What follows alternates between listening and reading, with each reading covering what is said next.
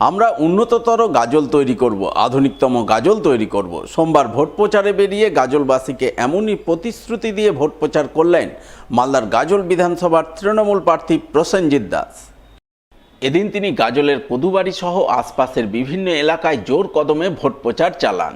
দলীয় নেতাকর্মীদের নিয়ে বিভিন্ন এলাকায় ঘুরে ঘুরে সাধারণ মানুষের সঙ্গে জনসংযোগ তৈরি করেন। পথ চলতি মানুষ থেকে শুরু করে বাড়ির দরজায় দাঁড়িয়ে থাকা মানুষের কাছে করজোড়ে ভোট প্রার্থনা করেন। চায়ের দোকান, মুদির দোকান, মিষ্টির দোকানে বসে থাকা মানুষজনের সঙ্গে আলাপচারিতায় মেতে ওঠেন। সকলের কাছে হাত জোর করে ভোট প্রার্থনা করেন। পরে তিনি সংবাদ মাধ্যমের মুখোমুখি হয়ে অভিযোগ করে বলেন, গাজলের বিজেপির বিদায়ী বিধায়ক তথা বিজেপি প্রার্থী গত 5 বছরে কোনো কাজ করেননি। তিনি ব্যর্থ বিধায়ক। তাই উন্নততর আধুনিকতম গাজল গড়তে কাজের বিধায়ক নির্বাচিত করার আবেদন জানাচ্ছেন মানুষের কাছে। মানুষের ব্যাপক সাড়া পাওয়া যাচ্ছে। মানুষ তৃণমূল প্রার্থীকে ভোট দিয়ে জয়যুক্ত করার আশ্বাস দিচ্ছেন।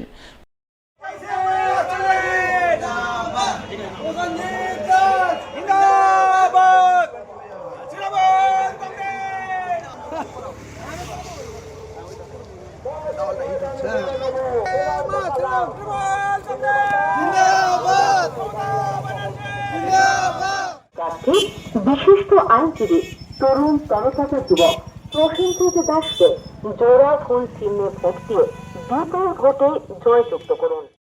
আজকে গাজল কদুবাড়ি এলাকায় আমরা আমাদের তৃণমূল কংগ্রেসের সমস্ত এই এলাকার কর্মী নেতৃত্বদেরকে নিয়ে মানুষের কাছে যাচ্ছি, মানুষের আশীর্বাদ চাইছি, মানুষের ভালোবাসা চাইছি এবং মানুষ স্বতঃস্ফূর্ত ভাবে গাজলে যে 5 বছরে কাজ হয়নি, গাজলের যে বিজেপি বিধায়ক মানুষকে কাজ না দিয়ে গাজলকে পিছিয়ে দিয়েছেন, এই অভাব এবং এই অভিযোগ মানুষ করছেন।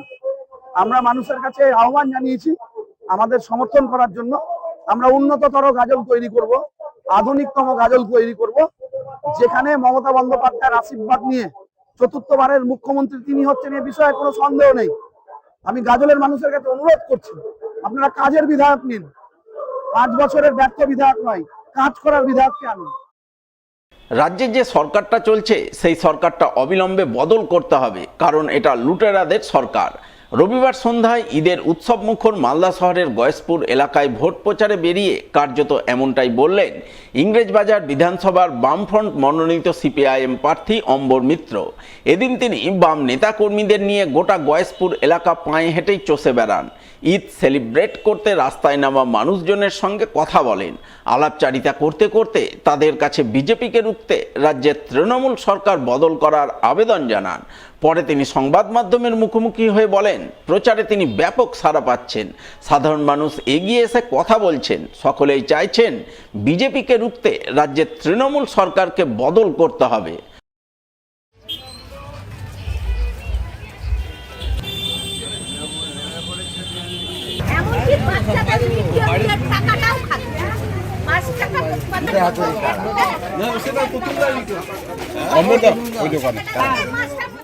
সান্ধ্যকালীন প্রচারেও বিপুল সাড়া, বহু মানুষ তারা এগিয়ে এসে কথা বলছেন এবং এই সরকারের বদল চাইছেন।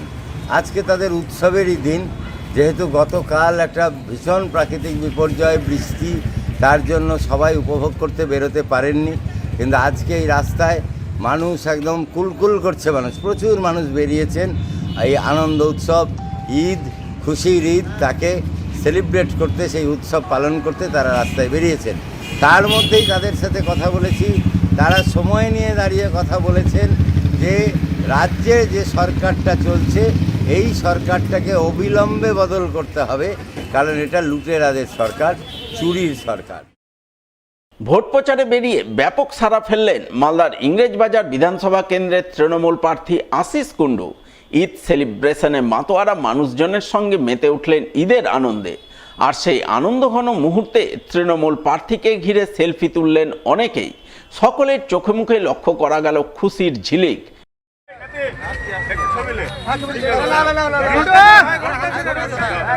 জয় বাংলা!